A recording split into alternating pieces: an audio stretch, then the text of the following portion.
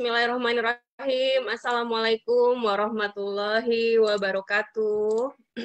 Waalaikumsalam warahmatullahi wabarakatuh. Ya, alhamdulillah. Alhamdulillahirabbil alamin. Assalatu wassalamu ala asrofil anbiya'i wal mursalin sayyidina Muhammadin wa ala alihi wa sahbihi ajmain. Amma ba'du. Asyhadu alla ilaha illallah wa asyhadu anna Muhammadar Rasulullah la nabiyya ba'da. Qala rabbi shrah li sadri wa yassir li amri wahlul 'uqdatam min lisani yafqahu qawli. Allahumma sholli ala Muhammad wa ala ali Muhammad. Ya, Maha Suci Allah ya, atas rahmatnya, karunia-Nya, kita semua masih kembali bisa berkumpul nih ya, setelah 1 bulan lamanya, kita menjeda diri ya, Bapak Ibu ya, menjeda diri, khususnya saya ya, menjeda diri untuk kembali mereview apa saja nih rutinitas yang selama ini dilakukan ya, dan tentunya adalah bagaimana kita terus untuk bisa memperbaiki iman ya. Jadi selama ini mungkin kalau saya dan Pak Farid kita berbagi ilmu ya, berbagi manfaat ya, ada kalanya saya perlu menjeda diri ya untuk gantian saya ya mengejar ilmu ya, seperti Bapak Ibu semuanya. Gimana Bapak Ibu 1 bulan Pak Farid? Alhamdulillah terima kasih sudah berkenan hadir kembali ya. Dan gimana nih Bapak Ibu semuanya selama 1 bulan ini? Apa yang dirasakan? Apa yang dilakukan? Iya, terima kasih banyak nih yang sudah setia hadir di pagi hari ini ya. Kita meskipun ini seperti perdana kembali ya, saya juga tadi jadi kagok lagi ternyata akun yang ini ya, yang saya live ini belum dijadikan host ya, jadi nggak bisa unmute ya. Jadi karena ternyata gitu ya, sebulan itu kita kalau kita benar-benar tidak melakukannya, kita menjadi lupa dan kagok lagi. Itulah kenapa pentingnya kita selalu mencas ilmu-ilmu Allah itu setiap saat gitu ya. Kenapa? Karena ya itu tadi, supaya kita terus meningkat, terus memperbaiki diri agar tentunya ketaatan dan ketakwaan kita kepada Allah terus terjaga ya. Terlebih kalau rutinitas hari-hari itu yang kita harus baik-baik mengevaluasi diri, ternyata apakah rutinitas kita ini selalu karena Allah, selalu di jalan Allah ya. Jadi niat itu sangat penting agar apa yang kita lakukan, baik itu ibadah, baik itu bekerja, baik itu ibu rumah tangga ya, menyiapkan segala sesuatu di rumah, itu apakah bisa menjadi ibadah, ternyata kuncinya adalah pada niat bagaimana kita semua ikhlas menjalankan itu semua karena Allah ya. Itu yang alhamdulillah saya beberapa hari ini belajar. Pak Farid, bagaimana kabarnya Pak Farid? Alhamdulillah. Alhamdulillah sehat Mbak, selalu sehat dan selalu sangat baik. Alhamdulillah. Ya, ini terima kasih Pak Farid sudah kembali bersedia berbagi ilmu kembali ya, dan bersedia untuk kita libur dulu kemarin, dan insya Allah nanti kita akan dengarkan kembali ya kajian, karena banyak yang kangen Pak Farid katanya ya, kangen dengan kajian-kajian Pak Farid yang majleb, yang menyentuh begitu katanya Pak Farid. Jadi mudah-mudahan di sebulan kemarin Pak Farid sudah mempersiapkan tema-tema kajian yang akan semakin memperkaya kita semua ya, begitu. Pak Farid, mohon izin nih karena sebulan off gitu ya, saya jadi masih mau menyapa-nyapa dulu ya Bapak Ibu yang lain, Pak Farid. Silakan. Baik ya Bapak Ibu, mohon izin kalau saya agak batuk-batuk karena memang 2 minggu terakhir alhamdulillah lagi dikasih nikmat untuk merasakan mahalnya sehat itu ya. Tapi alhamdulillah sekarang batuknya udah tinggal sedikit, dan mudah-mudahan bisa semakin pulih. Mohon doanya juga Bapak Ibu agar bisa kembali beraktivitas seperti biasa ya. Karena tentunya kalau dari luar kota ya, bertemu banyak orang, wah ini yang lagi terjadi saat ini ya, kita tidak bisa menghindarinya kalau sudah Allah berkehendak, dan kita jadikan itu sebagai sesuatu untuk mengambil hikmah di balik setiap kejadian. Pak Tatang, selamat pagi Ibu Dwi ya, Ibu Mila, Bu Siti Mariam, Pak Hari nih ya baru bergabung, terima kasih. Ibu Unayati, Bu Eni, Mbak Yuli ya, dan juga Bapak Ibu lainnya, terima kasih yang sudah bergabung. Dan karena masih pagi-pagi, di sini juga di kolom chat, mohon izin saya bacakan dulu yang di Zoom ya, ada Kosnanda.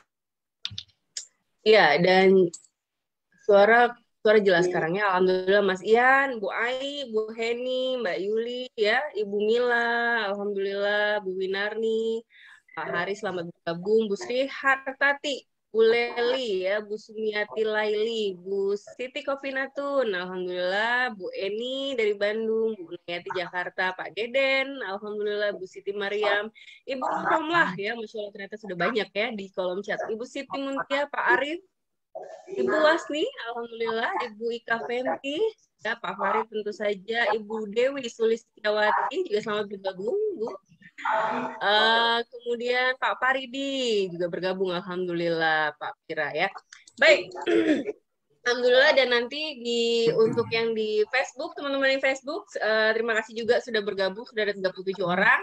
Nanti biar Pak Farid yang menyapa-nyapa supaya berbagi sapaan. Pak Farid menyapa teman-teman yang di Facebook. Terima kasih sudah bergabung, dan yang di Facebook ataupun Bapak Ibu sahabat semua yang hadir di sini, supaya kajian kita tambah bermanfaat. Silakan, boleh, kita masih baru mulai, jadi silakan kalau yang mau share kajian ini ke temannya, ke sahabatnya, yang di Facebook juga bisa share ke wall-nya ya, agar semakin banyak yang bisa menghadiri kajian ini. Dan sedikit saya sharing, sebulan saya menjadi diri masuk goa keajaiban saya sendiri gitu ya. Alhamdulillah banyak belajar juga dengan guru-guru. Dan tahukah Bapak Ibu bahwa ternyata pada saat kita dimudahkan untuk masuk ke majelis ilmu, itu adalah salah satu nikmat yang luar biasa. Kenapa tidak semua orang bisa mempunyai ya kenikmatan seperti itu? Yang nggak usah jauh-jauh, mungkin kalau kita share-share ada beberapa yang hanya asal lewat aja, hanya asal baca saja. Dan yang paling dekat saja kadang-kadang kita sudah buka kajiannya, ya kita ajak duduk bareng ya. Tapi baru 5-10 menit tiba-tiba ngilang tuh ya, yang di samping kita atau depan kita gitu ya, ngilang. Entah misalnya tiba-tiba ngerjain taman di depan ya, bersihin kandang burung gitu kan ya, banyak yang seperti itu ya. Kenapa? Karena belum mendapatkan hidayah nikmatnya duduk di majelis ilmu. Padahal ternyata kalau duduk di majelis ilmu itu selain ribuan malaikat ya membersamai ya, oleh karena itu banyak berdoa di majelis ilmu, meskipun majelis ilmunya dalam bentuk nge-zoom seperti ini ya, secara virtual, tapi tetap malaikat juga banyak membersamai. Dan biasanya nih orang belum menikmati nyamannya duduk di majelis ilmu karena belum tahu keutamaannya ya, keutamaan duduk di majelis ilmu. Mungkin saya sedikit share, mau Bapak Ibu yang saya pelajari kemarin ya, share ya, silakan nanti boleh mencatat, karena mencatat itu juga menjadi nanti pencatat ya, bukti hisab kita nanti di akhirat bahwa kita duduk majelis ilmu dan kita mencatat setiap materi-materi disampaikan. Jadi keutamaan yang menuntut ilmu nih ya, Pak Farid, boleh nggak apa saya share ya Pak Farid ya? Silakan. Baik. Jadi yang pertama adalah jalan mudah menuju surga ya. Kenapa? Karena dengan ilmu kita makin paham ya, cara beribadah yang benar, cara beribadah yang sah ya, dan segala macam ilmu-ilmu fikih. Itulah kenapa itu menjadi jalan mudah masuk surga. Kemudian juga diberikan pahala jihad, Bapak Ibu.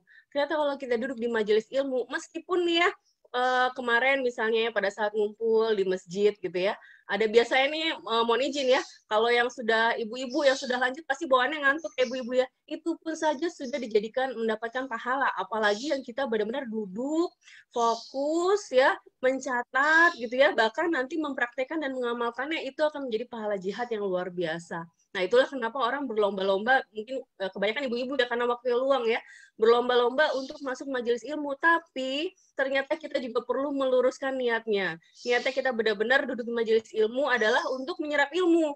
Jangan nanti ngobrol atau bikin kajian sendiri. Nah, itu jadi nggak dapat kita pahalanya, seperti itu. Kemudian ilmu itu warisan para nabi. Nah, kenapa di majelis ilmu? Karena tentu saja akan banyak dijabarkan tentang Al-Quran, tentang sunnah, ya, berbagai ilmu yang tentunya akan sangat baik buat kita, semakin memperkaya iman kita.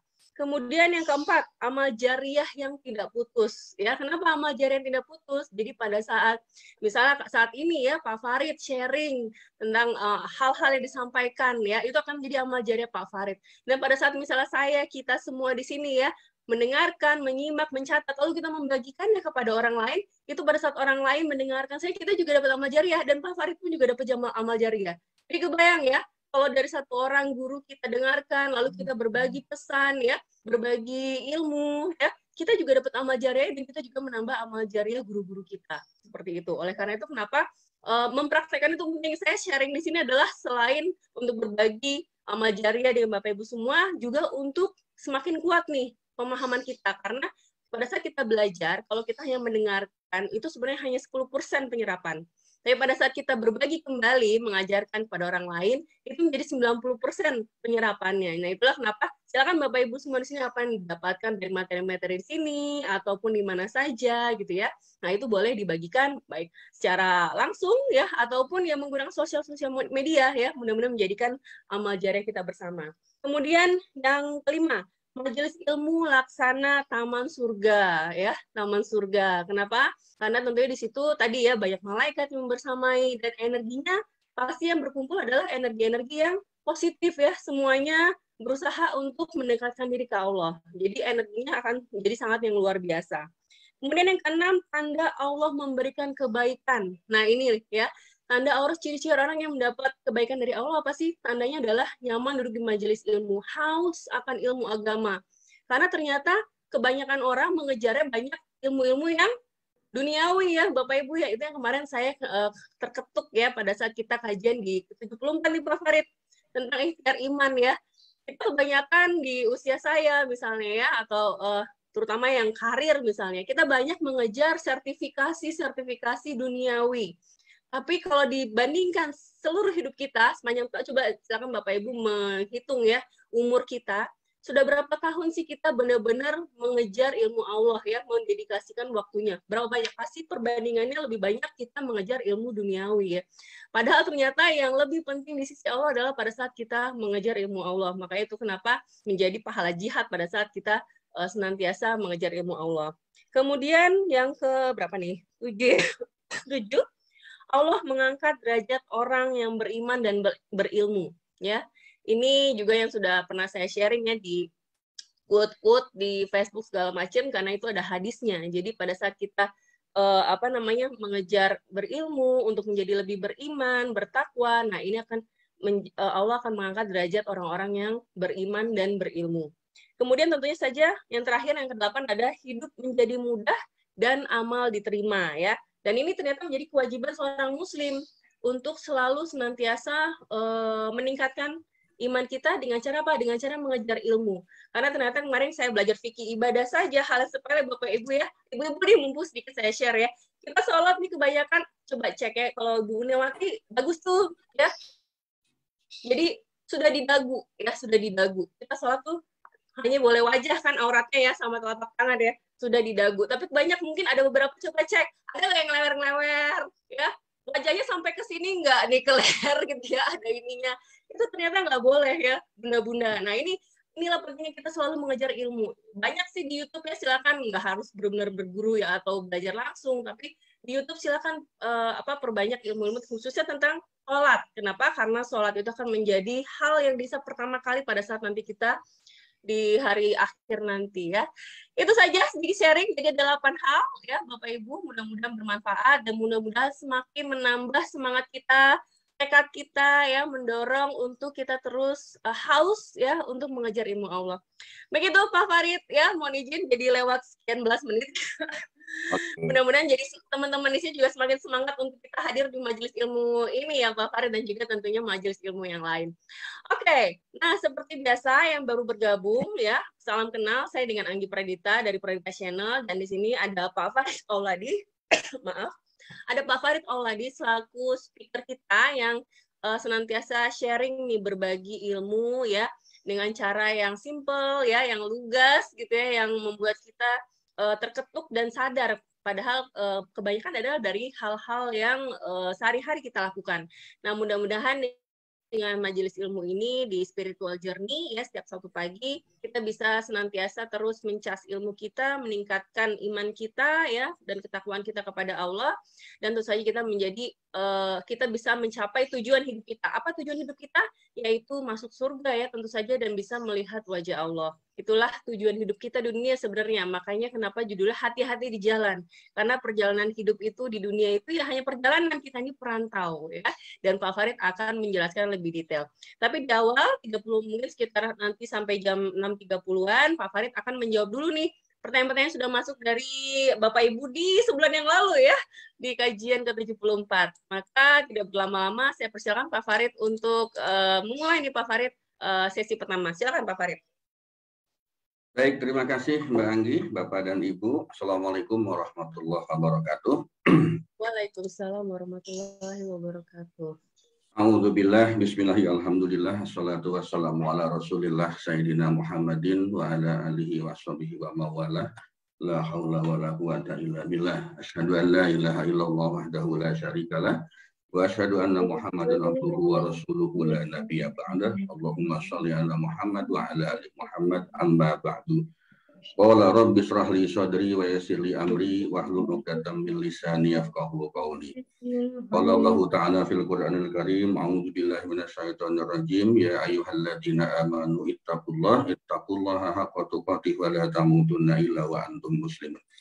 Bapak Ibu hadirin, teman-teman, rekan-rekan kakak adik rahimahullah, seperti biasa marilah kita panjatkan puji dan syukur kehadirat Allah Subhanahu wa taala yang telah memberikan berbagai kenikmatan yang tidak berbilang, tidak terhitung, tidak ada batasnya atau berbatas langit. Salawat serta salam senantiasa kita sanjungkan kepada junjungan kita Rasulullah Muhammad SAW yang telah menunjukkan jalan yang begitu terang, jalan yang begitu jelas, siap jalan yang begitu lurus kepada kita, sehingga kita berharap bahwa kita akan selamat kehidupan kita di dunia dan di akhirat. Salawat serta salam ini juga senantiasa kita sanjungkan kepada keluarga beliau, kepada para sahabatnya, dan tentu kita juga sebagai umatnya di akhir zaman, dan kita tidak pernah putus untuk berharap, untuk meminta semoga kelak di yaumil akhir kita mendapatkan syafaat dari Rasulullah Muhammad SAW. Bapak Ibu, teman-teman hadirin kakak adik rahimakumullah, marilah kita buka acara ini dengan membaca doa seperti biasa supaya apa yang kita lakukan mendapatkan berkah, mendapatkan rahmat, dan tentunya mendapatkan ridho dari Allah Subhanahu wa taala. Kita mulai dengan pembacaan Al-Fatihah. Al-Fatihah. A'udzubillahi minasyaitonirrajim. Bismillahirrahmanirrahim. Alhamdulillahirabbil alamin. Arrahmanirrahim. Maliki yaumiddin. Iyyaka na'budu wa iyyaka nasta'in. Ihdinas siratal mustaqim. Shiratal ladzina an'amta 'alaihim ghairil maghdubi 'alaihim waladdallin. Amin. Ya Allah, ya Rabb, kepada semua orang yang hadir dalam kajian ini beserta keluarga besarnya, limpahkanlah nikmat sehat kepada mereka ya Allah, luaskanlah rezeki mereka ya Allah, sempurnakanlah kebaikan mereka ya Allah, berkahi usianya dan mudahkan segala urusan mereka, bahagiakan dan muliakanlah hidupnya. Ya Allah ya Rabb, berikanlah manfaat atas apa yang Engkau ajarkan kepada kami, ajari kami hal-hal yang membuat kami semakin mendekat kepadamu, berikan kami kemudahan dalam belajar ya Allah. Berikan kami kemudahan dalam menerima ilmu dan kebaikan-Mu, ya Allah. Berikan kami kelancaran sehingga kami semakin dekat dengan rahmat dan ridho-Mu. Seperti biasa, Bapak, Ibu, teman-teman, hadirin kakak adik rahimakumullah, mari kita berdoa untuk siapa? Untuk diri kita barangkali, untuk teman, keluarga, sahabat, siapapun yang saat ini masih di dalam proses menikmati tidak sehat, masih belum fit, stamina dan sebagainya, mari kita doakan bersama-sama.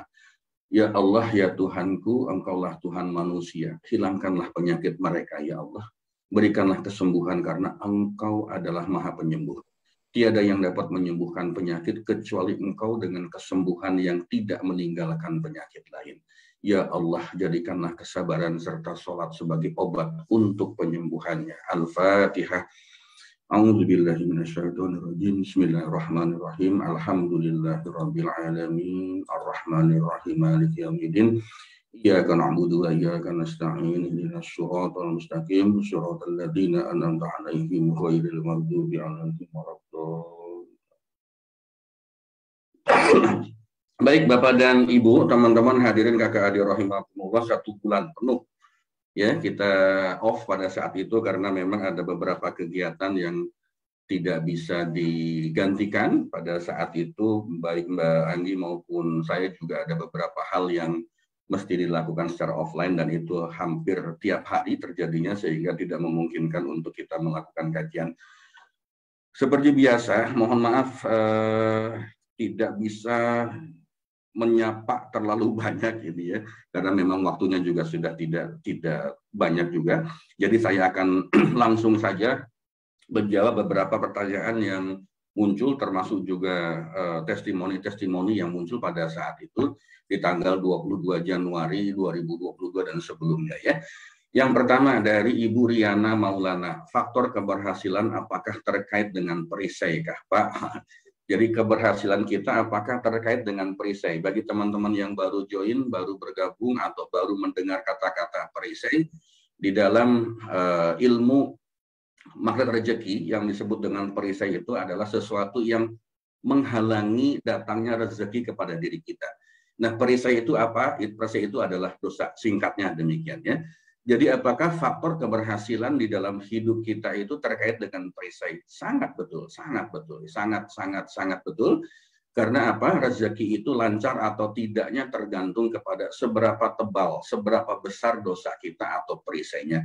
Yang dimaksud dengan rezeki itu bukan hanya sekedar materi ya, tetapi kebahagiaan hidup, punya anak yang soleh dan soleha, punya pasangan yang soleh dan soleha, punya keluarga sakinah mawadah warohmah, itu kan adalah rezeki juga.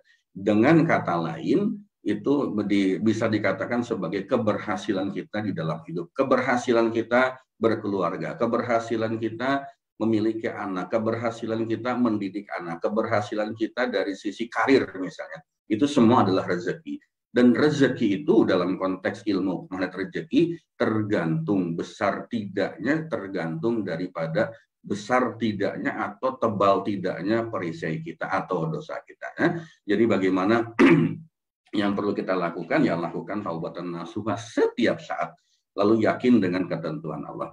Kemudian dari Ibu Yuni Bandung, ini testimoni ya. Pada hari Senin tanggal 17 Januari, anak saya yang kuliah mau melaksanakan UAS, ujian akhir semester, dan syaratnya mesti bayar administrasi sebesar 7 juta. Pada saat itu saya belum ada uang untuk membayarnya. Dan saya juga belum daftar pesantren untuk anak saya yang satu lagi. Saya hanya pasrah karena memang di rekening adanya untuk kehidupan sehari-hari. Masya Allah, kemarin sore kakak saya Japri, ini ada hasil dari proyek mau ditransfer kemana, senilai 26 juta. Allahu Akbar. Jadi ini adalah testimoni-testimoni yang biasa muncul ya teman-teman. Pada saat kapan? Pada saat kita sudah menyadari bahwa kita ini punya dosa, lalu bertobat, dan terakhir pasrah dengan Allah, maka yang terjadi apa? Silahkan tunggu keajaiban-keajaiban yang akan menyelesaikan segala persoalan hidup kita. Baik, kemudian yang berikutnya, saya coba pilih saja beberapa karena waktunya tidak banyak, sisanya akan kita bahas di pertemuan lainnya.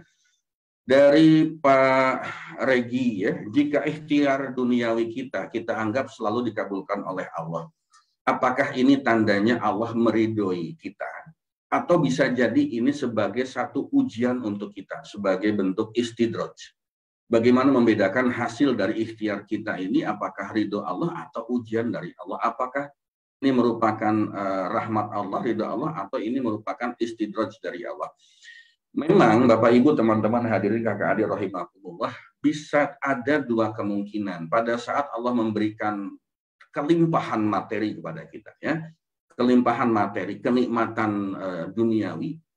Apakah itu berarti Allah ridho atau bisa jadi karena itu istidraj? Ini yang perlu kita pahami, yang perlu kita sadari.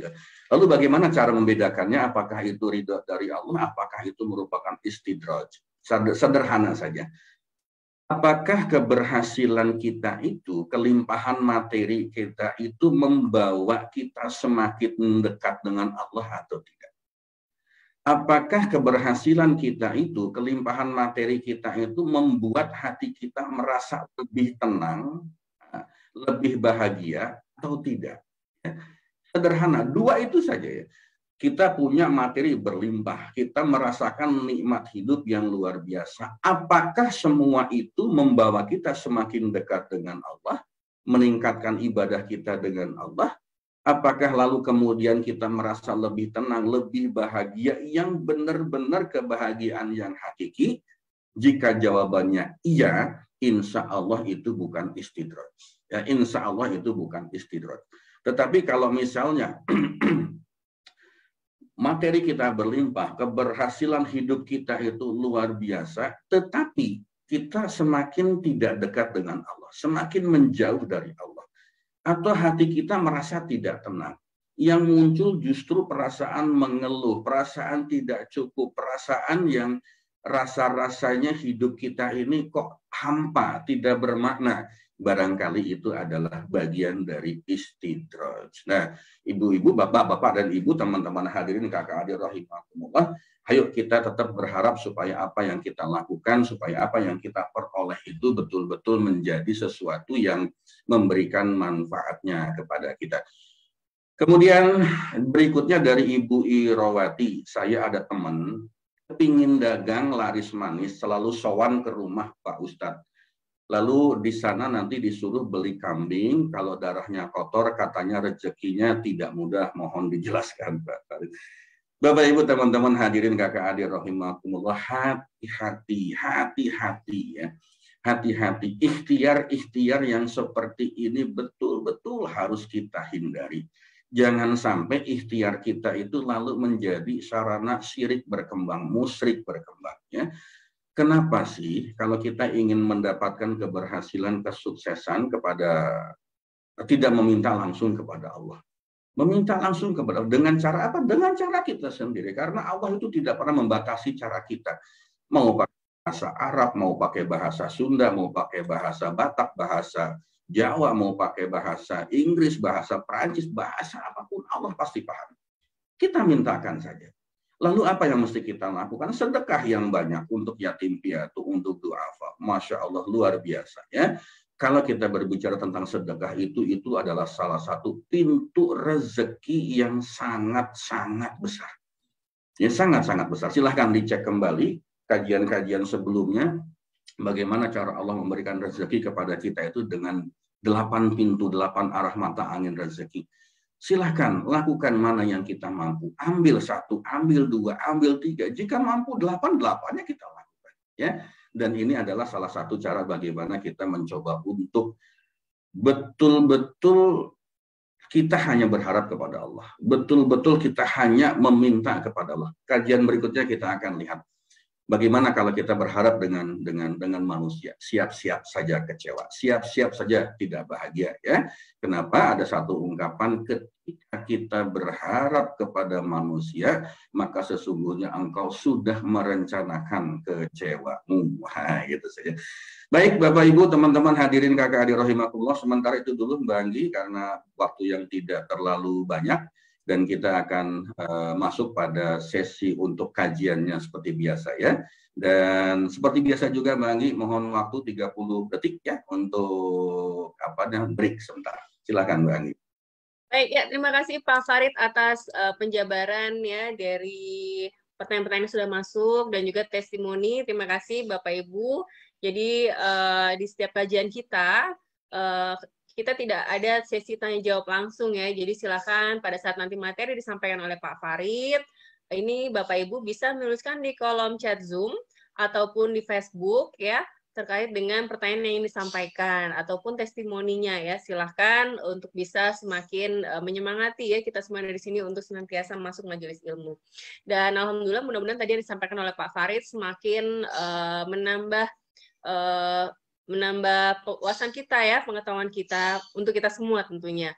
Dan tadi terkait dengan hal-hal yang membawa kesyirikan, ini hati-hati sekali ya, karena tentu saja dosa yang paling besar itu adalah menyekutukan Allah gitu ya. Dan ternyata syirik-syirik ini juga terkadang ada hal-hal syirik-syirik kecil yang kita tidak sadari pada saat kita mendewakan manusia ya, atau menuhankan manusia jatuhnya. Kenapa? Karena kita lebih merasa bergantungnya kepada manusia, bukan bergantung kepada Allah. Nah, ini gimana caranya supaya kita senantiasa, makanya ya, perbanyak wawasan, ilmu-ilmu, agar kita semakin paham dan menghindarkan kita dari dosa-dosa syirik ya, pada khususnya. Seperti itu.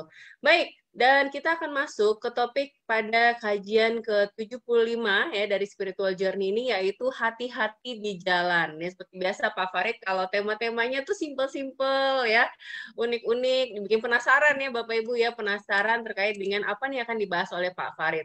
Nanti silakan Bapak Ibu seperti biasa, boleh ya menuliskan komen-komen atau hal-hal yang disampaikan oleh Pak Farid ya, yang penting-penting silahkan dituliskan di kolom chat Zoom mungkin atau di Facebook ya sebagai catatan, nanti tinggal mencari lagi ya, kalau mau merangkumnya tinggal dicari lagi seperti itu. Oke, kalau gitu Pak Farid tidak berlama-lama, kita akan lanjutkan ke sesi berikutnya. Kepada Pak Farid, dipersilakan. Baik, terima kasih Mbak Anggi. Sudah muncul di layar? Sudah Pak, sudah bagus. Oke, baik, terima kasih. Bapak Ibu, teman-teman hadirin kakak adik rahimakumullah, bagi teman-teman yang baru bergabung, terima kasih. Ini ada orang-orang hebat nih, kalau boleh saya sebutkan, ini ada Pak Ismet ya. Kemudian ada Pak Parminto, Pak Hari, ya. Terima kasih sudah hadir di samping beberapa teman. Oh, Pak Pira juga ya, Pak Pira, Pak Joko Suratno, ini juga hadir kembali. Terima kasih. Beberapa teman yang baru bergabung, baru join, jadi saya sampaikan bahwa kajian kita setiap Sabtu pagi ini, kajiannya yang enteng-enteng aja, kajian yang ringan-ringan saja, kajian yang sederhana saja, yang terjadi dalam kehidupan kita sehari-hari. Bukan sesuatu yang berat, yang pakai ayat, pakai hadis, dan sebagainya, dalil-dalil yang berat, kemudian mencoba menafsirkan. Tidak demikian. Kenapa? Karena kami berpikir bahwa kadang-kadang dalam hidup kita itu sering terpeleset gara-gara hal yang kecil. Gara-gara kita tidak aware ya, tidak ngeh dengan sesuatu yang kecil, justru seringkali ada kejadian hidup kita itu malah terpeleset, malah jatuh pada satu kehidupan yang tidak membuat kita bahagia. Dengan cara seperti ini ya, dengan cara seperti ini. Jadi kita mengambil kalau orang marketing ceruk yang ya sudah, kita bicaranya di konteks ini saja gitu ya. Sesuatu yang tidak banyak dilirik oleh orang lain, sesuatu yang tidak banyak dibahas oleh orang lain, tetapi mari kita lihat bahwa sesungguhnya hal-hal kecil inilah yang bisa membuat hidup kita menjadi semakin baik, atau sebaliknya bisa membuat hidup kita menjadi tidak baik ya. Baik, hati-hati di jalan, teman-teman. Saya hanya ingin mengajak kajian pagi hari ini untuk melakukan kontemplasi, mereview di dalam diri kita sendiri, mengajak kepada kita semua untuk bertanya kepada diri kita masing-masing, gitu ya. Pernah nggak kita bertanya, mengapa kita berjalan dalam hidup ini sejauh ini? Untuk apa kita berjalan? Ini mohon maaf nih, lewat langganan saya nih, tukang roti tiap pagi gitu ya. Pernah nggak kita bertanya, sejauh ini, mengapa kita mesti berjalan sejauh ini? Sejauh ini dalam arti kalau kita berbicara tentang usia. Usia kita sangat bervariasi. Ada yang usianya baru 20, 30, 40, 50, ada yang sudah 60 barangkali gitu kan. Lalu pernah nggak kita bertanya kepada diri kita sendiri, ngapain ya saya jalan sejauh ini? Lalu kenapa kita mesti berjalan sejauh ini? Lalu kenapa kita mesti meniti jalan yang kita lalui pada saat ini? Ini pertanyaan sederhana, sesuatu yang barangkali sering kita tidak aware, sering kita abaikan. Kita terlalu nyaman, terlalu nikmat berjalan, apalagi kalau misalnya perjalanan hidup kita itu betul-betul mulus, seperti jalan tol. Kalau jalan hidup kita itu betul-betul nyaris atau relatif tanpa ada satu halangan apapun, itu bisa jadi kadang-kadang membuat kita lupa diri. Demikian juga dengan jalan tol. Kenapa kecelakaan itu frekuensinya lebih tinggi, lebih banyak di jalan tol? Karena kadang-kadang saking mulusnya jalan itu, saking lurusnya jalan itu, maka yang terjadi apa? Kita ngantuk, kita tidak terlalu waspada, kita bisa jadi lalai, tidak melihat kiri kanan dengan sangat baik. Lain halnya kalau perjalanan kita itu melewati jalan arteri, jalan yang padat, yang penuh dengan kendaraan lain. Pasti kita akan selalu berhati-hati, nginjak rem, nginjak kopling, nginjak gas, kapan kita mindahin persnelengnya gitu. Kapan kalau pakai matic, kapan kita menetralkan, kapan kita narik ke maju atau mundur dan seterusnya. Kapan kita mesti melihat spion kiri dan kanan. Kenapa? Karena kita takut kesenggol, kita takut nabrak, atau kita takut ditabrak. Seperti itu kalau jalanannya padat. Demikian juga dengan kehidupan. Kalau kehidupan kita itu mulus terus, semuanya lancar, semuanya diberikan oleh Allah, apapun yang kita minta diberikan oleh Allah, apakah itu lantas kemudian membuat kita lupa? Apakah itu lantas kemudian membuat kita terlena?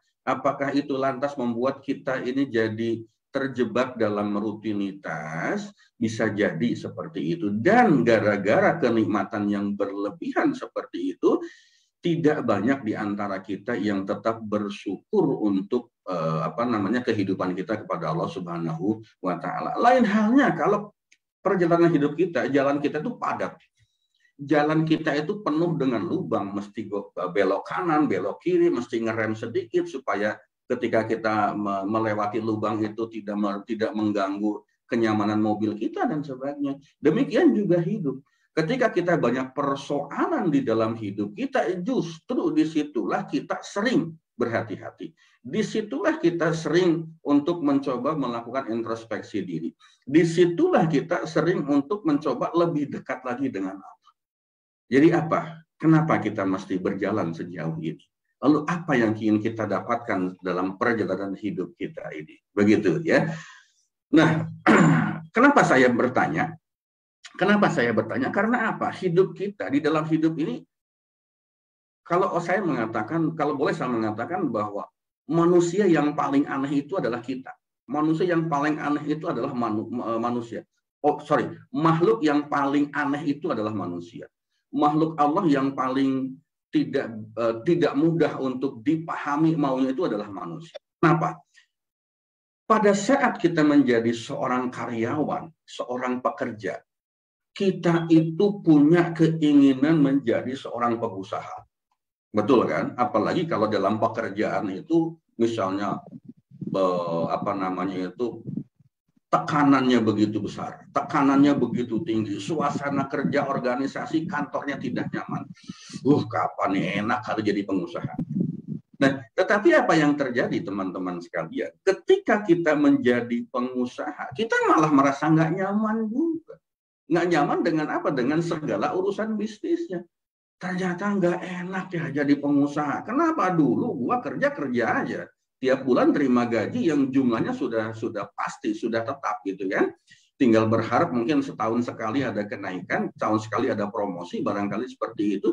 Tetapi ketika menjadi pengusaha, belum lagi kita memikirkan bagaimana meluaskan usahanya, bagaimana kita mengembangkan bisnisnya, bagaimana kita mencari pasar baru. Belum lagi secara rutin bagaimana kita mesti bayar gaji karyawan kita, bagaimana kita mesti menghadapi lingkungan dari perusahaan kita, lingkungan masyarakat, bagaimana kita mesti berurusan dengan aparat pemerintah terkait dengan urusan bisnis kita, misalnya perizinan dan sebagainya. Belum lagi kita mesti menghitung berapa pajak yang mesti kita bayarkan. Subhanallah. Itulah kita, itulah manusia. Saat menjadi karyawan, pingin jadi pengusaha. Ketika sudah jadi pengusaha, pingin balik lagi jadi karyawan. Kenapa? Karena ternyata jadi pengusaha juga nggak enak. Kan seperti itu ya. Ada satu cerita teman saya, mohon maaf. Itu dulu seorang pekerja, punya posisi tinggi, levelnya sudah di level direksi lah, katakan demikian. Lalu beliau keluar karena merasa udah nggak nyaman di organisasi perusahaan tersebut. Bikin usaha, mendirikan usaha, berjalan usahanya sekitar 2-3 tahun ini. Kemarin tiba-tiba bicara, gue pengen kerja lagi aja deh jadi pekerja. Kenapa? Aduh, ternyata bikin usaha itu tidak semudah yang dibayangkan ya, katanya gitu kan. Gue punya truk ada 25. Itu tiap hari ada aja yang bermasalah itu truk. Ada yang mogok lah, ada yang nabrak orang lah, ada yang kena tilang lah, ada yang begini, ada yang begitu. Ampun deh gue. Belum lagi tiap bulan mesti mikirin gaji, dapat dari mana duitnya. Sementara gara-gara COVID ini pasarnya, marketnya tidak bagus, tidak berkembang. Ya Rob, saya bilang, lo kenapa dulu pengen jadi pengusaha pada saat jadi karyawan? Iya ya, gue pikir dulu jadi pengusaha itu enak, ternyata enakan jadi karyawan. Giliran jadi karyawan balik lagi persoalannya. Bapak Ibu teman-teman hadirin kakak adik rahimahullah. Itulah kita, itulah manusia. Pada saat kemarau minta hujan. Pada saat musim kering minta hujan karena rumput tidak tumbuh, bunga tidak tumbuh, tanaman tidak tumbuh, barangkali sumurnya juga jadi kekeringan seperti itu. Giliran musim hujan kita minta panas. Kenapa? Gara-gara musim hujan banjir di mana-mana, longsor di mana-mana. Ya Allah, tolong stop hujan ini ya Allah supaya tidak ada banjir. Ya Allah, tolong hentikan hujan ini supaya tidak ada longsor di tempat kami. Giliran kemarau kita sampai melakukan sholat istisqa saja hujan. Itulah kita, itulah manusia. Ketika kita diam di rumah, inginnya pergi. Ketika pergi, kita kepingin balik ke rumah. Itulah manusia. Pada saat hidup kita mungkin di satu tempat di pedesaan tenang, nyaman, nggak enak di sini. Biasa hidupnya itu di tengah keramaian, di tengah kota barangkali sering pergi ke mall untuk window shopping atau apapun, walaupun nggak belanja atau window shopping saja, misalnya demikian. Balik lagi ke kota, giliran sampai di kota di tengah keramaian, aduh rasanya nggak enak, ini bising, kendaraan, macam-macam, tetangga belum tentu baik, tetangga belum tentu menjaga silaturahmi, tetangga belum tentu mendukung kehidupan kita, bahkan banyak nyinyirnya, gue pengen balik lagi ke desa. Itulah kita. Itulah kita. Ketika kita masih bujang, masih lajang, masih sendirian, pengen banget menikah. Aduh, rasanya enak ya kalau orang menikah punya anak gitu kan.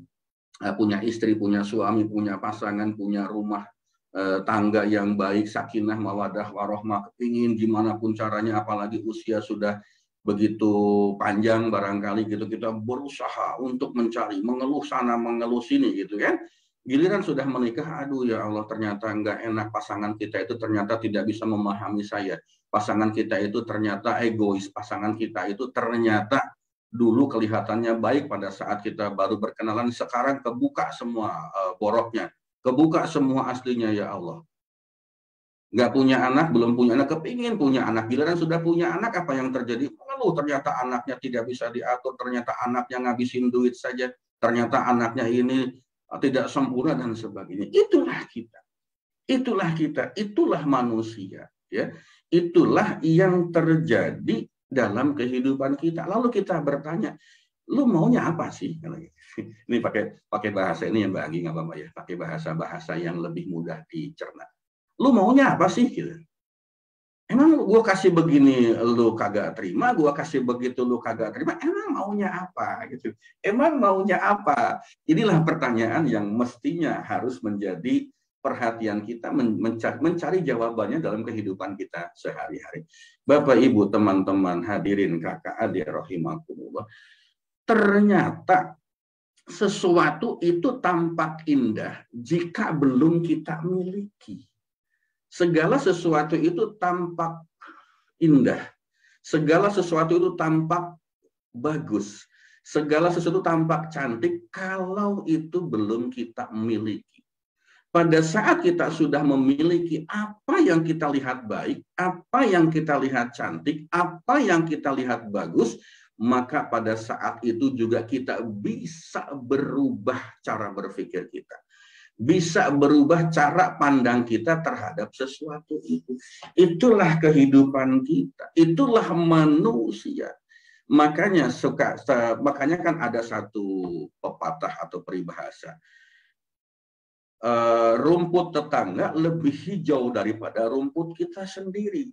Coba deketin rumput tetangga itu. Kalau sudah deket, apakah betul hijaunya itu seperti yang kita lihat? Duduk di situ berapa lama, berapa hari, kita lihat apakah tetap hijau? Barangkali seperti itu bahasanya. Nah, Bapak, Ibu, teman-teman hadirin kakak adik rahimakumullah. Ya, Bapak, Ibu, teman-teman hadirin kakak adik rahimakumullah. Oh ya, ini kapasitas Zoom-nya saat ini masih 100 ya. Mohon maaf belum ditambah lagi. Insya Allah minggu depan kita akan tambah lagi menjadi kapasitas yang lebih besar. Jadi ini minggu ini belum sempat untuk memperpanjang. Bapak, Ibu, teman-teman hadirin kakak adik rahimakumullah. Pertanyaan saya yang berikutnya. Jika hidup kita seperti tadi, kemarau pinginnya hujan, hujan pingin kemarau, lajang pingin menikah, menikah pingin sendiri.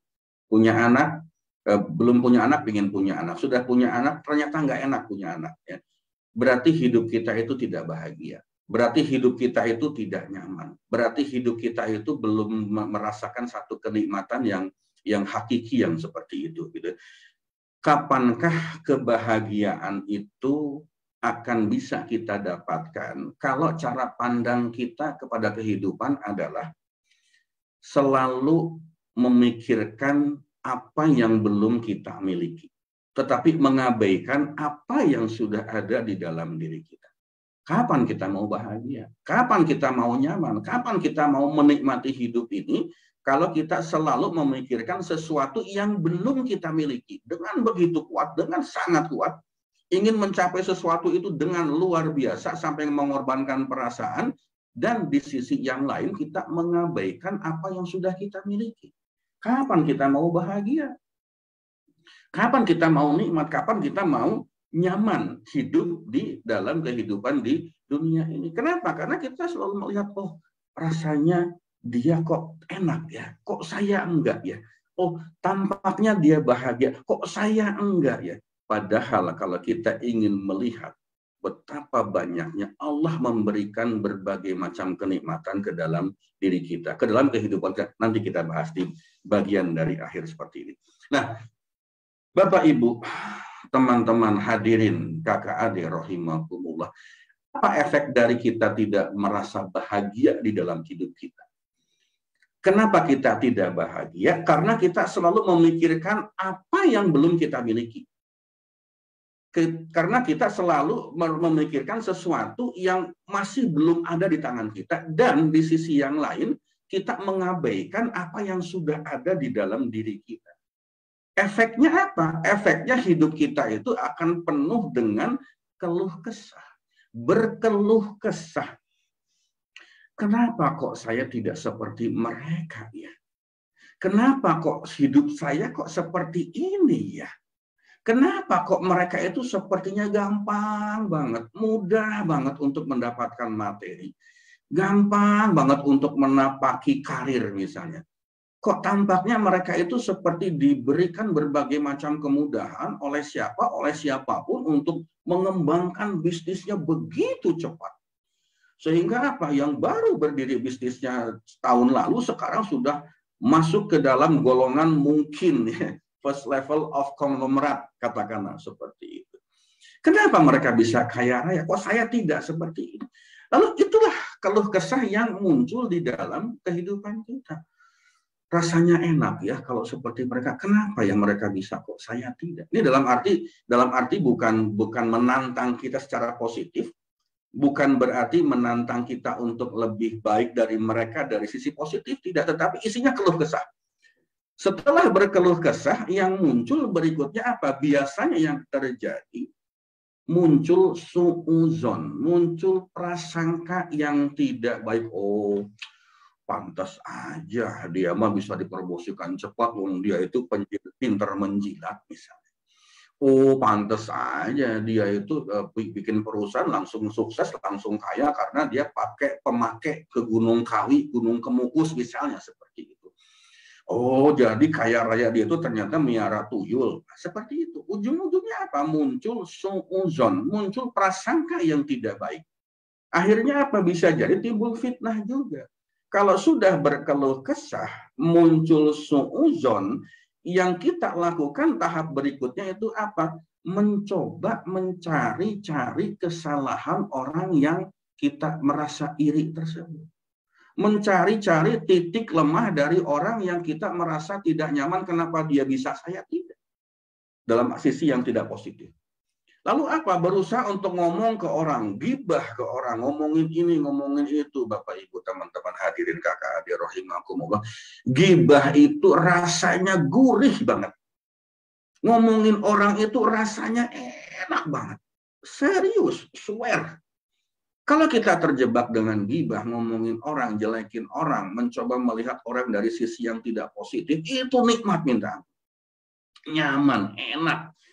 Berjam-jam itu bisa tidak terasa ketika kita ngomongin ketidakbaikan atau kejelekan orang lain. Bergibah. Subhanallah, astagfirullah, hindari itu.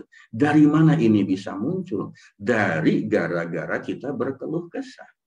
Kenapa kita berkeluh kesah? Karena kita tidak merasa bahagia.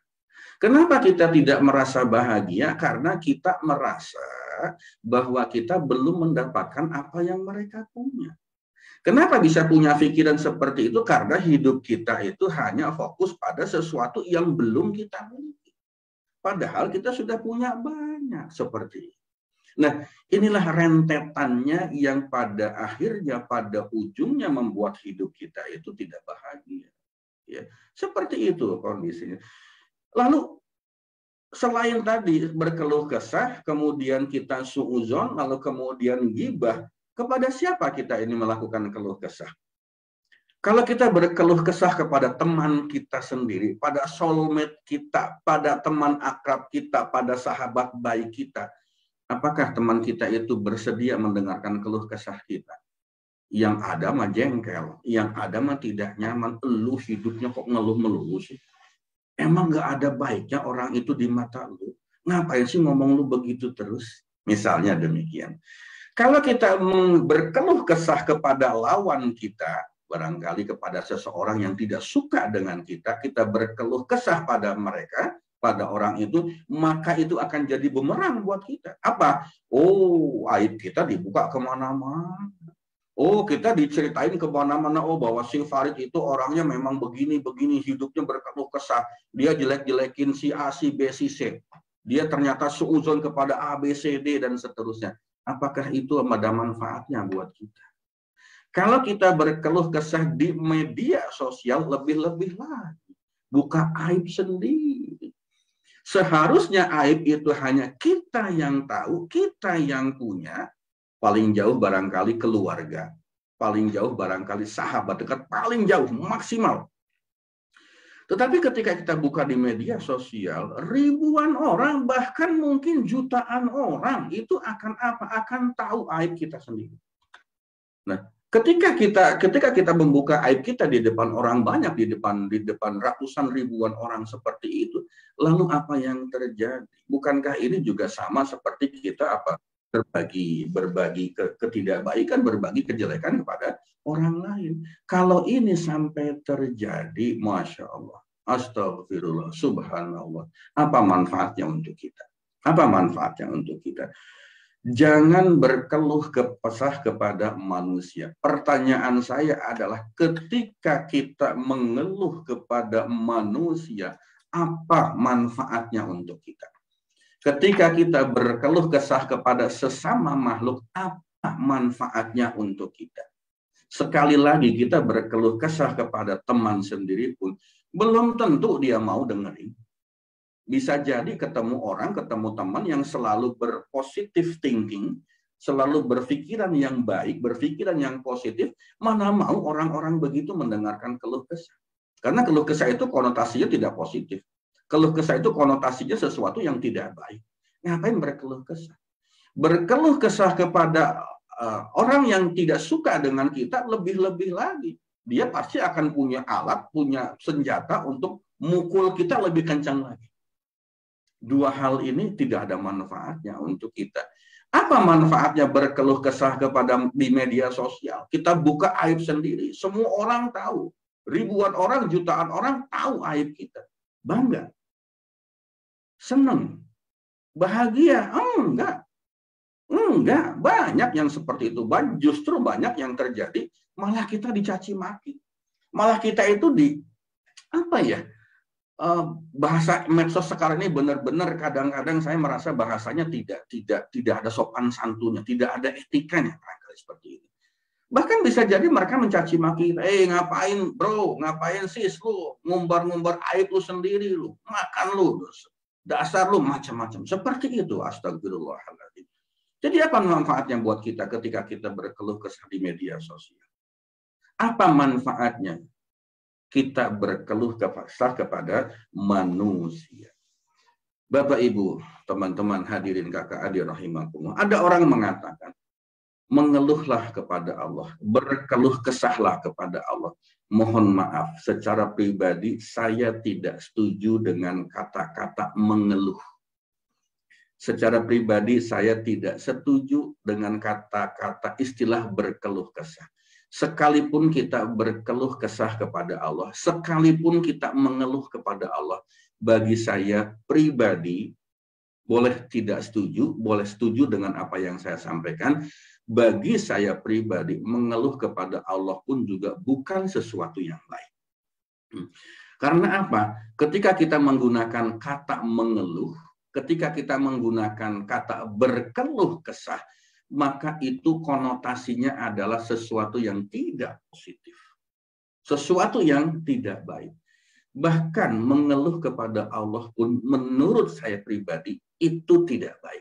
Itu kesannya tidak positif. Kenapa? Karena kalau kita mengeluh sekalipun kepada Allah, itu berarti bermakna bahwa kita menyalahkan Allah. Menyalahkan Allah. Ya Allah, saya kok misalnya tidak punya uang, hidup saya kok begini-begini saja, hidup saya tidak berkembang, uang yang ada di dompet saya ini cuma cukup untuk kehidupan sehari-hari, kebutuhan sehari-hari, keperluan sehari-hari, misalnya seperti itu. Itu kan mengeluh, kita mengadukan persoalan kita kepada Allah seperti itu sama saja kita menyalahkan Allah. Sama saja kita mengatakan, ya Allah kenapa lo nggak kasih gua duit yang banyak? Ya Allah, kenapa kamu tidak memberikan saya materi yang berlimpah? Sehingga kehidupan saya tetap seperti ini terus. Kan maknanya seperti itu bagi saya. Saya memaknakan seperti itu. Bahkan bagi saya pribadi, mengeluh kepada Allah itu nggak boleh. Dilarang. Kenapa? Karena itu bermakna menyalahkan Allah. Itu memiliki makna kita menghujat Allah. Ya Allah, kenapa sih kok bisnis saya ini nggak berkembang? Udah bertahun-tahun bukannya... Ya Allah, misalnya dengan cara doa begini. Ya Allah, kenapa ya bisnis saya ini kok tidak berkembang ya Allah? Kenapa bertahun-tahun cuman begini aja? Apalagi dalam kondisi COVID-19 ini ya Allah. Justru perusahaan saya makin lama makin menunjukkan hal yang tidak positif. Itu kan artinya sama dengan menghujat Allah. Itu artinya kita suudzon dengan Allah. Itu maknanya kita tidak ikhlas, kita tidak ridho dengan ketentuan Allah. Bapak, Ibu, teman-teman hadirin, kakak, adik, rahimakumullah. Bukankah sebetulnya semua hal yang kita hadapi, yang kita nikmati, yang kita alami, ya, yang kita rasakan, yang kita miliki itu semuanya sudah diatur sesuai dengan ketentuan Allah. Allah itu sudah menggariskan jalan hidup kita itu lewat sini, bukan lewat sana. Atau Allah sudah menggariskan kehidupan kita itu jalannya lewat sana, bukan lewat sini. Bukankah itu sudah diatur semuanya oleh Allah?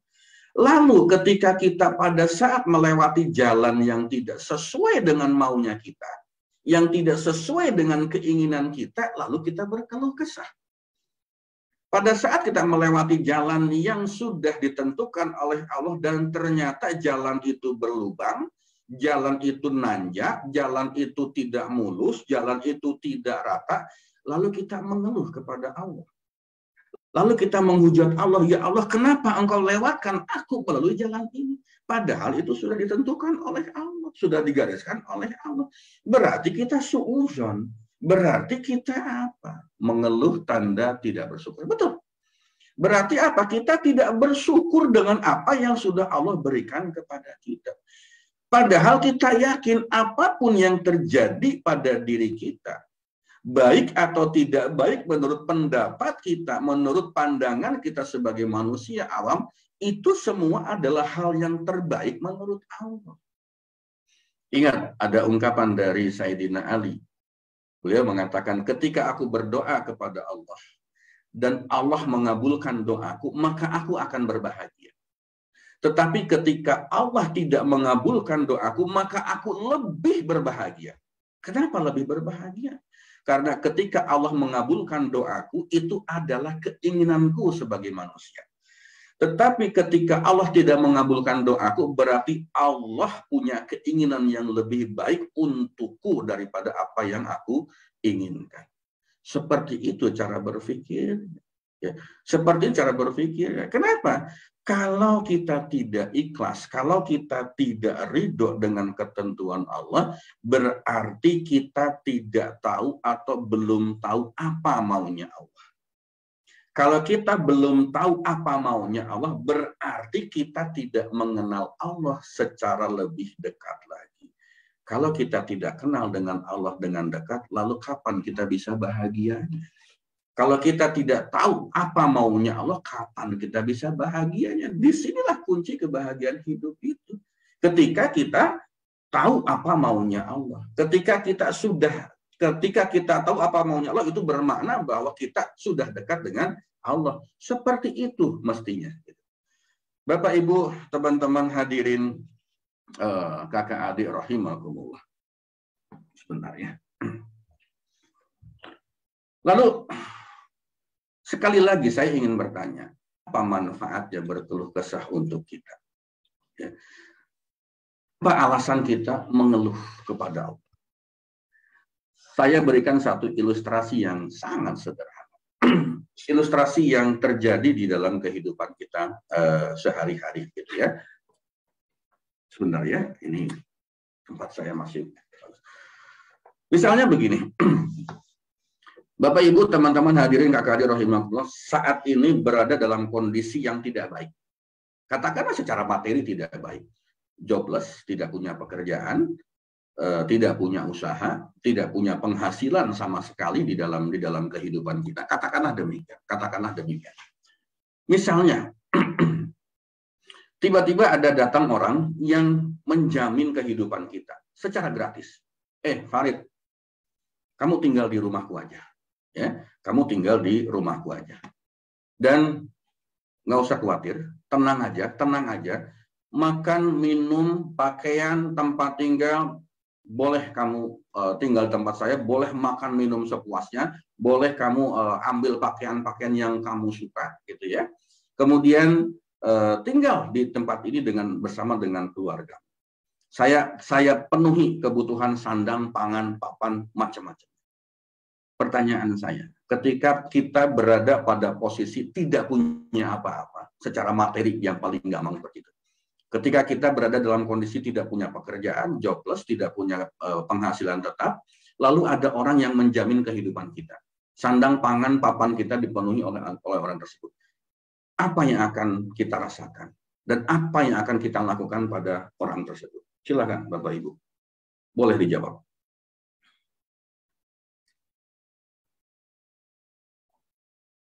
Boleh ditulis di chat Zoom-nya.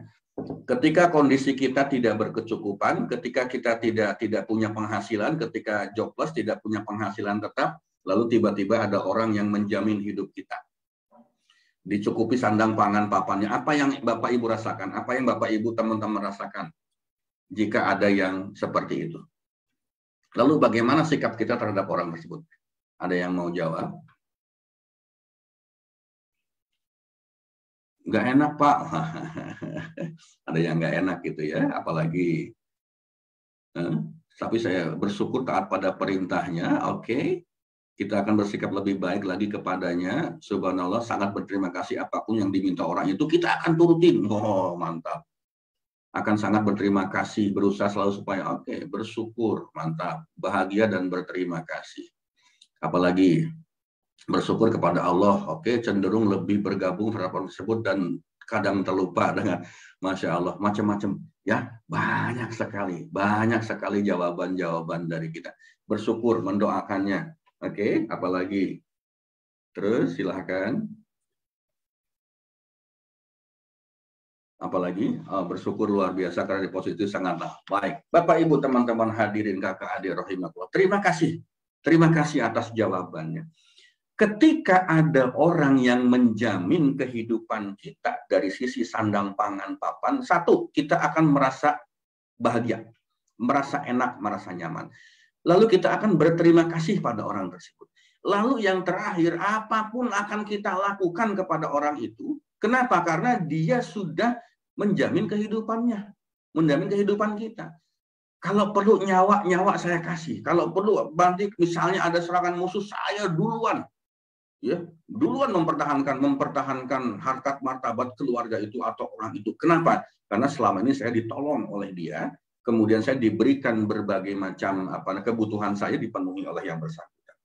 Ya, seperti itu. Pasti kita akan sangat berterima kasih kepada yang bersangkutan. Pasti kita akan mematuhi apapun perintah orang itu. Disuruh apapun kita pasti jalanin. Disuruh apapun kita nggak akan pernah menolak. Disuruh apapun kita pasti akan lakukan.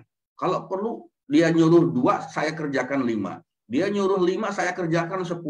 Dia nyuruh 10, saya kerjakan 20. Barangkali seperti itu. Sebagai apa? Sebagai bentuk rasa terima kasih saya kepada orang tersebut. Ya.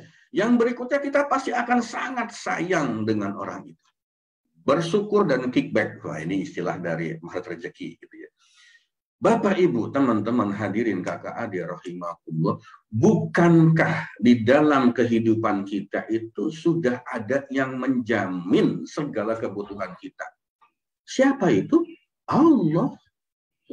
Bagaimana sikap kita terhadap Allah? Bagaimana sikap kita terhadap yang memberikan kenikmatan tidak terbatas, yang memberikan anugerah hidup yang tidak berbatas, yang memberikan banyak kenikmatan yang tidak berbilang kepada kita? Bukankah Allah lebih dari apa yang kita ilustrasikan tadi? Kita lagi jobless, tidak punya pekerjaan, tidak punya penghasilan, tidak punya pendapatan. Untuk makan sehari-hari saja kita tidak memiliki nafkah sama sekali. Lalu ada orang yang memberikan kecukupan kepada kita. Lalu kita akan berbuat apapun untuk dia. Bukankah Allah lebih dari itu? Bukankah Allah lebih dari orang tersebut yang memberikan apa? Begitu banyak kebahagiaan, begitu banyak kenikmatan, begitu banyak materi. Bahkan bukan hanya sekedar materi, tapi kebutuhan spiritual, kebutuhan fisikal, kebutuhan lahir, kebutuhan batin, bukankah Allah sudah limpahkan kepada kita? Allah sudah berikan kepada kita. Lalu kenapa kita tidak berterima kasih? Kenapa kita tidak bersyukur? Kenapa kita tidak melakukan apapun yang disuruh oleh Allah? Kenapa kita tidak mengerjakan apapun yang diperintahkan oleh Allah, padahal Allah sudah menjamin kebutuhan sandang, pangan, papan kita. Lebih dari apa yang diberikan oleh sesama makhluk. Bapak, Ibu, teman-teman hadirin, kakak adik rahimakumullah. Mari kita lihat kenapa kita masih sering berkeluh kesah. Mari kita lihat kenapa kita masih belum bersyukur kepada Allah. Karena kita tidak pernah mengingat-ingat apa itu karunia Allah. Kita tidak pernah mengingat-ingat apa yang sudah Allah berikan kepada kita. Ayo kita tengok sederhana saja. Bukankah Allah menciptakan manusia itu fisiknya saja? Fisiknya saja itu yang paling sempurna jika kita bandingkan dengan makhluk Allah yang lain. Bandingkan manusia dengan binatang, bandingkan manusia dengan hewan, bandingkan manusia dengan tumbuh-tumbuhan, bandingkan manusia dengan makhluk Allah yang lainnya.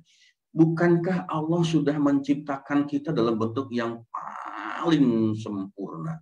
Tidak ada yang lebih sempurna ciptaan Allah dibandingkan kita sebagai manusia. Itu baru fisiknya saja. Belum kemampuan berpikirnya, belum akalnya, belum Masya Allah luar biasa.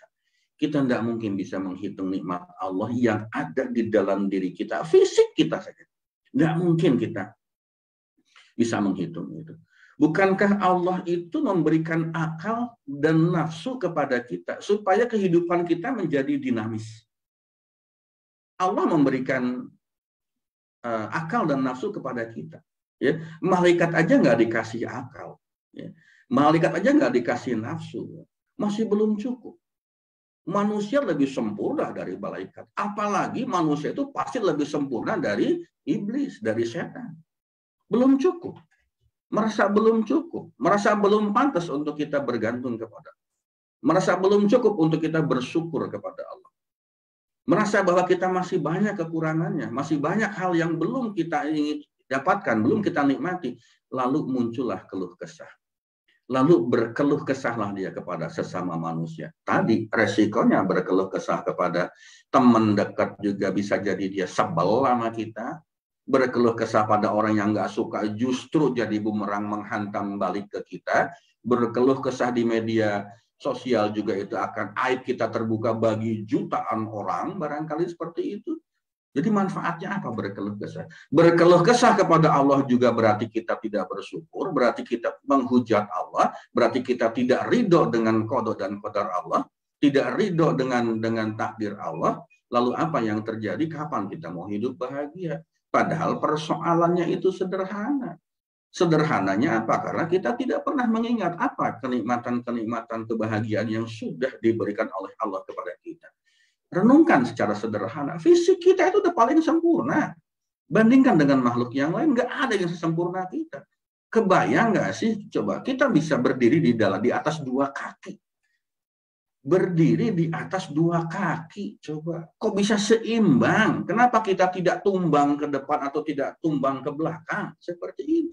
Betapa sempurnanya. Ya. Lalu apalagi yang diberikan Allah kepada kita? Kita diberikan waktu 24 jam sehari. Semua sama, waktu dibagi rata. Tidak ada satu orang pun di muka bumi ini yang punya kelebihan waktu atau punya kekurangan waktu dari 24 jam.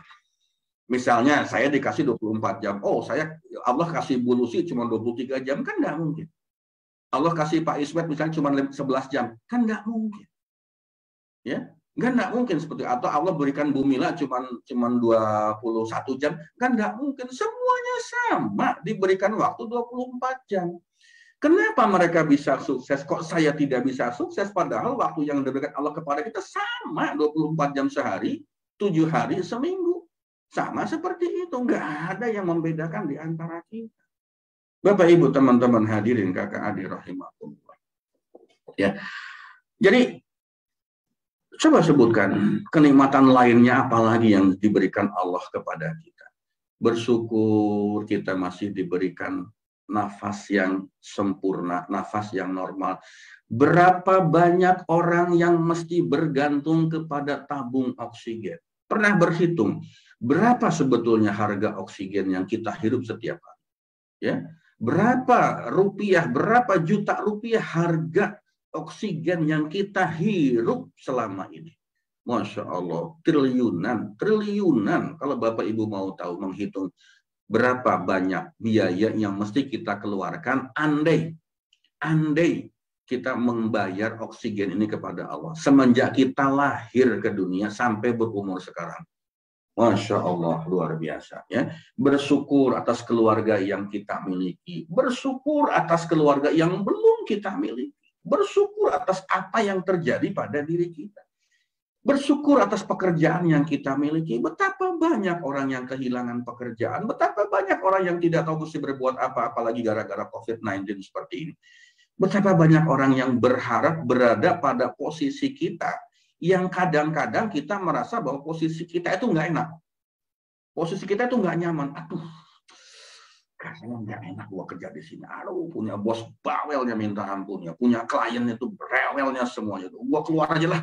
Mendingan gua jadi pengusaha, buka usaha kecil-kecilan di rumah. Buka usaha apa? Walaupun kecil-kecilan, tapi kan gua raja di usaha itu. Silahkan aja kalau mau coba. Silahkan aja kalau mau memulai seperti itu. Apa yang terjadi? Jangan-jangan nanti kalian minta jadi pekerja lah, bukan jadi pengusaha lagi seperti itu. Ya. Betapa banyak orang berharap berada pada posisi pekerjaan kita, pada posisi kita saat ini, walaupun kita merasa bahwa pekerjaan ini membuat kita nggak bahagia. Banyak orang antri, pengen nggak percaya, coba dia buka lowongan. Dibuka lowongan pekerjaan menggantikan posisi Farid di perusahaan ini. Kalau nggak ngantri. Kalau nggak ngantri. Kenapa? Karena orang melihat apa yang dimiliki orang lain jauh lebih bagus dari apa yang saya miliki pada saat ini. Disitulah letaknya kita tidak pernah bersyukur kepada Allah. Bapak, Ibu, teman-teman hadirin, kakak adik rahimahullah, bersyukurlah atas segala hal yang membuat kita itu hidup nyaman seperti sekarang ini. Ya. Bersyukurlah kita memiliki sesuatu yang diimpikan oleh orang lain. Kalau kita sudah mencoba merefleksikan kehidupan kita, bersyukur dengan apa yang ada di dalam diri kita, tidak perlu terlalu sering melihat apa yang dimiliki orang lain, apakah masih ada celah untuk berkeluh kesah? Apakah masih ada peluang kita untuk mengeluh? Apakah ada peluang untuk kita merasa tidak bahagia? Apakah ada celah di situ untuk kita merasa tidak nyaman dalam kehidupan kita? Bapak, Ibu, teman-teman hadirin, kakak adik rahimakumullah, hidup itu adalah perjalanan. perjalanan hidup kita itu bukan menuju puncak kesuksesan materi. Kenapa? Puncak ke materi itu, sukses materi itu tidak pernah ada puncaknya. Tidak pernah ada pemberhentiannya dari kesuksesan jika dihitung dari banyaknya materi yang kita miliki. Bukankah ketika kita bisa berjalan kaki, mimpi punya sepeda? Ketika kita sudah punya sepeda, mimpi punya sepeda motor. Sepeda motor, mimpi punya mobil. Nah, sebelum beranjak ke masing-masing tingkatan itu juga di masing-masing tingkatan ada lagi grade. Ketika kita punya sepeda ontel yang harganya cuma ratusan ribu, kita berpikir pingin punya sepeda yang harganya jutaan. Sudah punya sepeda jutaan, pingin sepeda yang harganya belasan juta. Punya belasan juta, pingin sepeda yang harganya puluhan juta, ratusan juta, demikian seterusnya. Oke, kita naik tingkat pada level sepeda motor. Kita sudah punya motor, misalnya kalau boleh saya menyebutkan nama yang paling murah barangkali. Motor Beat misalnya. Cukup di situ? Enggak, kita pasti bermimpi, pingin punya Vario. Dari Vario pingin mimpi punya PCX. Dari PCX mimpi punya Harley Davidson, Moge, dan seterusnya. Mobil pun demikian seterusnya. Rumah pun demikian seterusnya. Tidak pernah akan ada ujungnya. Jadi perjalanan hidup kita, hidup adalah perjalanan. Perjalanan hidup kita bukan menuju puncak kesuksesan materi. Hidup adalah perjalanan. Perjalanan kita bukan untuk menuju gemerlapnya duniawi. Kenapa? Karena itu pasti akan ada batasnya. Pada satu titik kita pasti tidak akan bisa menikmati dunia yang kita kejar-kejar. Kadang-kadang manusia itu aneh, seringkali manusia itu aneh. Kenapa? Kita sudah tahu bahwa dunia ini akan kita tinggalkan. Tapi kenapa kita kejar-kejar? Kita sudah tahu bahwa akhirat itu akan kita tuju. Tetapi kenapa kita mengabaikan target? Sudah tahu kita itu misalnya nih, perjalanan dari Jakarta ke Jogja. Sudah tahu kita itu akan meninggalkan Jakarta, tapi kita berpikir tentang Jakarta terus. Nguber-nguber Jakarta terus. Kita tahu kita akan sampai di Jogja, tapi kita nggak pernah mikirin Jogja. Kita tidak pernah memikirkan Jogja, gitu. Yang kita pikirkan Jakarta terus. Itulah kita. Sudah tahu bahwa satu titik, satu saat kita pasti akan meninggalkan dunia. Tetapi kita nguber dunia terus. Satu titik kita pasti akan ada di akhirat, tetapi kita tidak pernah memikirkan akhirat secara serius. Bapak, Ibu, teman-teman, hadirin, kakak, adik, rahimakumullah. Hidup adalah perjalanan. Tetapi bukan perjalanan semata-mata menuju liang kubur. Bukan perjalanan semata-mata menuju liang lahat. Apakah ketika jasad sudah dikubur, kita selesai urusannya? Tidak. Apakah ketika nyawa sudah berpisah dari jasad, lalu selesai kewajiban urusan kita? Di dunia, iya. Tetapi pertanggungjawaban kita di akhirat itu menanti kita nanti. Lalu ketika di dunia kita tidak bahagia, kemudian di akhirat nanti kita dimintai pertanggungjawaban yang luar biasa, yang tidak kita bisa pertanggungjawabkan, terus ngapain kita hidup? Dunia nggak dapat, akhirat apa lagi? Masih mending bagi orang-orang yang dunia dapat, akhirat mungkin enggak. Bisa jadi mungkin masih mending barangkali begitu. Atau bisa jadi dunianya nggak dapat, kemudian akhiratnya dapat, bisa jadi. Tetapi yang paling bagus dunia dapat, akhirat juga enggak. Lalu bagaimana perjalanan hidup kita supaya bisa dapat dunia dan akhirat? Dunia dan akhirat itu akan bisa kita dapatkan kalau perjalanan hidup kita itu semata-mata menuju ridho Allah Subhanahu wa Ta'ala. Menuju ridho Allah Subhanahu wa Ta'ala. Meminta Allah meridhoi kehidupan kita. Itu sebetulnya perjalanan hidup kita. Buat apa materi berlimpah kalau Allah tidak ridho? Buat apa kita gemerlap duniawi kalau Allah tidak ridho dengan diri kita? Barangkali kita berharap, seringkali kita memohon, ya Allah, Aku minta kematianku nanti berada dalam ridho Allah. Kenapa? Kalau kita hidup dengan ridho Allah, dunia insya Allah dapat, akhirat insya Allah juga akan menjadi bagian dari diri kita. Bapak Ibu, teman-teman hadirin kakak adik rahimakumullah, sampai di sini pertemuan kita untuk pagi hari ini. Semoga memberikan manfaat untuk kita semua. Silakan, Bang Agi. Baik, ya, terima kasih Pak Farid atas pemaparannya. Tadi luar biasa tentang hati-hati di jalan, perjalanan hidup kita ya. Dan memang kita sejatinya ini manusia itu adalah tipe manusia adalah berkeluh kesah gitu. Oleh karena itu kenapa Allah menciptakan sholatnya 5 waktu ya, karena sholat 5 waktu itu juga sebagai pembersih ya, pensuci diri kita ya. Jadi pada saat kita sujud gitu ya, itu energi-energi negatif itu kita keluarkan, dan energi positif dari bumi itu kita tarik sebenarnya. Nah itulah kenapa pada saat kita galau segala macam kan, cobalah wudhu, kemudian lalu sholat segala macam. Itulah untuk menghindarkan kita ya tidak banyak berkeluh kesah begitu ya Pak Farid ya. Jadi ternyata berkeluh kesah ini bahayanya adalah kita sama seperti menghujat Allah, akhirnya kita tidak ridho dengan jalan yang sudah Allah berikan kepada kita. Ini sejalan dengan kemarin saya pelajari nih Pak Farid, bahwa hakikat hidup di dunia itu kita sebagai manusia itu sebagai perantau atau penyeberang jalan ya. Penyeberang jalan di sini dalam arti hidup ini adalah penyeberangan dari satu alam ke alam berikutnya ya, alam dunia ke alam akhirat. Lalu di alam akhirat tuh banyak lagi gitu ya.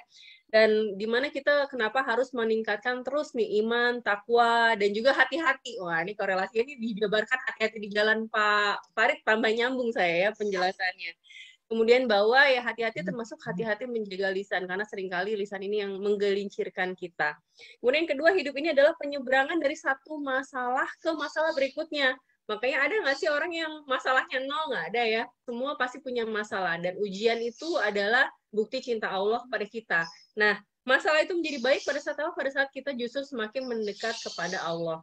Kalau kita justru pada saat tadi ya dihadapkan dengan persoalan atau masalah, lalu kita menghujat Allah, berkeluh kesah, itu malah menjadi musibah yang sebenarnya karena kita menjauhkan diri terhadap ketentuan Allah ya. Padahal semua itu tentunya terjadi atas kehendak Allah, tinggal bagaimana kita mensikapinya ya.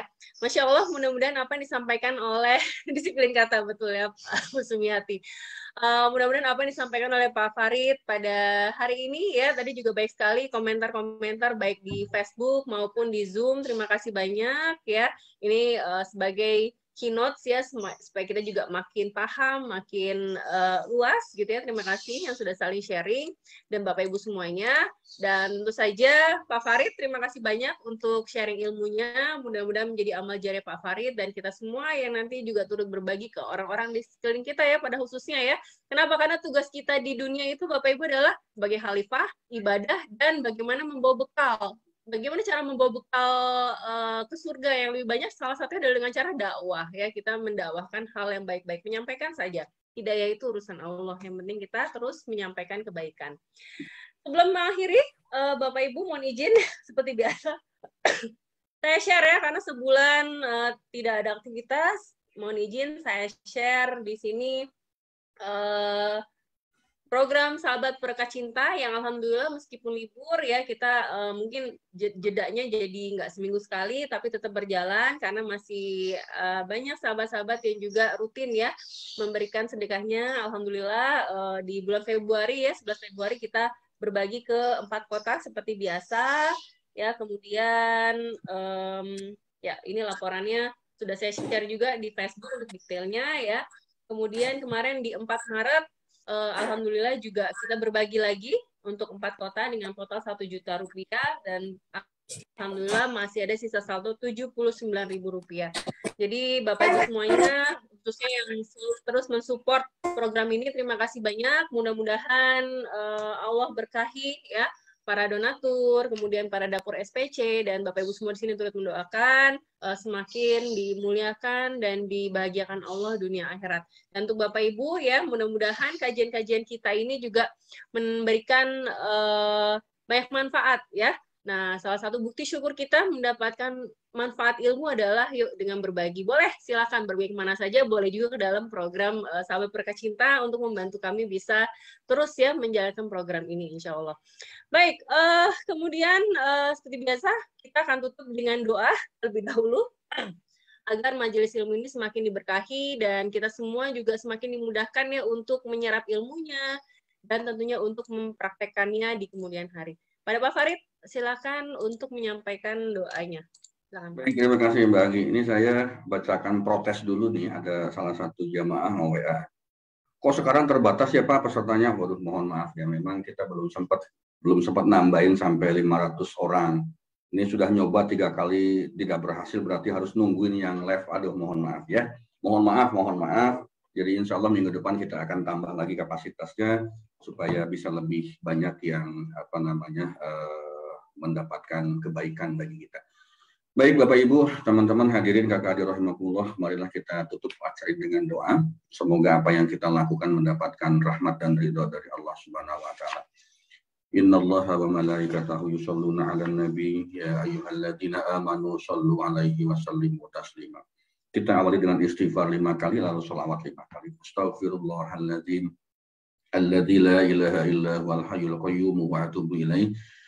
Astaghfirullahaladzim alladzi la ilaha illa huwal hayyul qayyum wa atubu ilaih. Astaghfirullahaladzim alladzi la ilaha illa huwal hayyul qayyum wa atubu ilaih. Astaghfirullahaladzim alladzi la ilaha illa huwal hayyul qayyum wa atubu ilaih. Astaghfirullahaladzim alladzi la ilaha illa huwal hayyul qayyum wa atubu ilaih.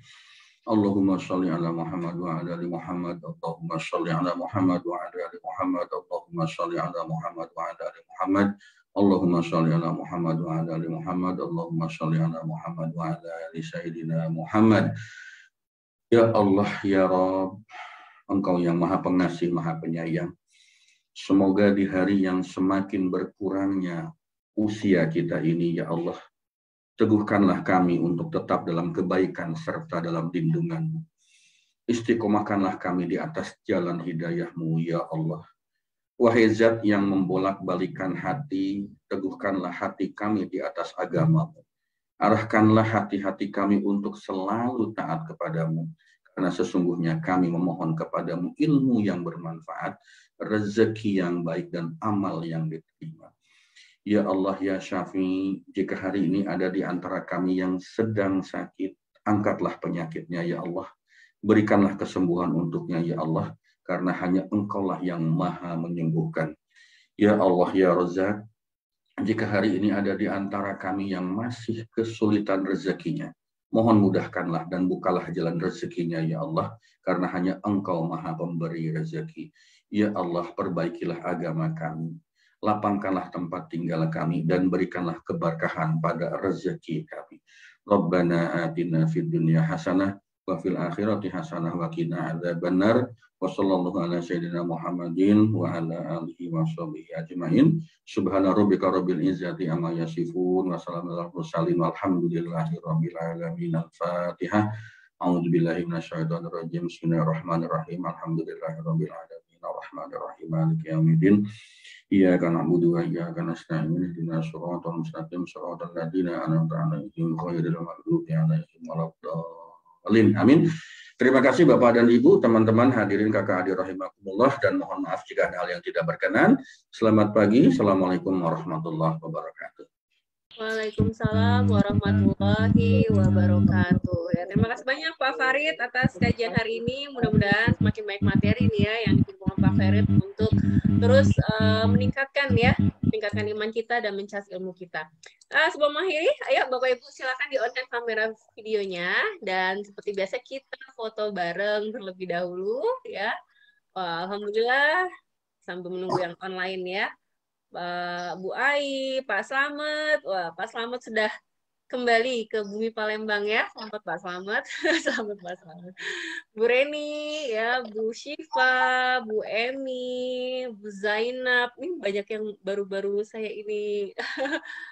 Pak Ismet, alhamdulillah ya. Oke, baik. Seperti biasa kita di sini kajian ini tentu saja hadir di sini adalah untuk terus meningkatkan iman dan mengejar ridho Allah ya, menjemput ridho Allah. Silakan tangannya ditengadahkan seperti ini.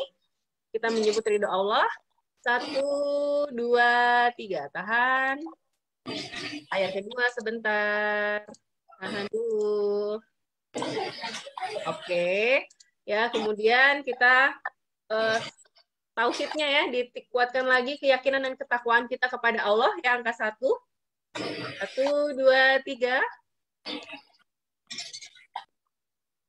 Kemudian layar kedua. Oke. Baik, terima kasih Bapak Ibu semuanya sudah hadir di Majelis Ilmu pagi hari ini Spiritual Journey. Mudah-mudahan memberikan banyak manfaat yang menambah rasa syukur kita karena kita masih diluangkan waktu, dilimpahkan nikmat sehat untuk bisa hadir di Majelis Ilmu. Insya Allah kita akan berjumpa kembali di Sabtu depan Bapak Ibu ya. Mudah-mudahan Allah istiqomahkan kita semua dan selalu dimudahkan ya untuk menjemput ilmunya serta tentu saja mengamalkannya. Salam sehat, salam bahagia, selamat menikmati akhir pekannya, dan insya Allah kita jumpa kembali di Sabtu depan. Terima kasih sekali lagi pada Pak Farid. Terima kasih Mbak Andi. Ya. Terima kasih. Terima kasih Pak Farid.